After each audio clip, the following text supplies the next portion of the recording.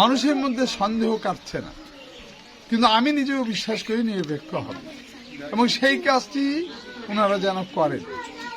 ভাইরা দেখুন, ভোটে আমাদের প্রতিদ্বন্দ্বী প্রার্থী আছে, থাকবেই। নির্বাচন একা হয় না। একটি গণতান্ত্রিক রাষ্ট্র সমাজ গঠন করতে হলে ভিন্ন মত এবং দলের অংশগ্রহণকেও নিশ্চিত করতে হবে। কিন্তু আমরা যেটা বলতে চাই, পক্ষপাতিত্ব করবেন না, না আমার পক্ষে না অন্যের পক্ষে। আপনি জনগণের পক্ষে থাকেন, জনগণের বিপক্ষে যেই দাঁড়াবে নির্বাচনে আমরা তাদের অবশ্যই প্রতিহত করব। বিশেষ করে আমাদের দেশপ্রেমিক সেনাবাহিনী, আমাদের পুলিশ বাহিনী, আমাদের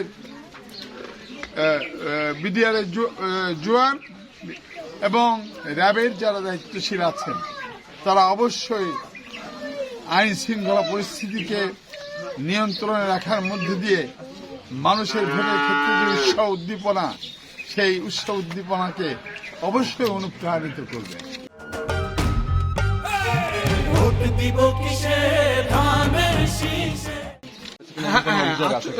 নির্বাচনে ছোটখাটো আচরণবিধি লঙ্ঘন হয়। আমরা একটা দলকে সবসময় দেখি তারা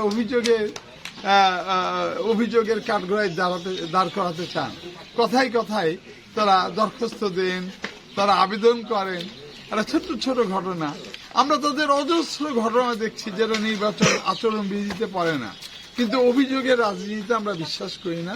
তার কারণ আমরা চূড়ান্তভাবে মনে করি জনগণই সর্বশেষ সিদ্ধান্ত নেবে এবং সেই সিদ্ধান্তের প্রতি আমাদের পুরোপুরি বিশ্বাস এবং আস্থা আছে।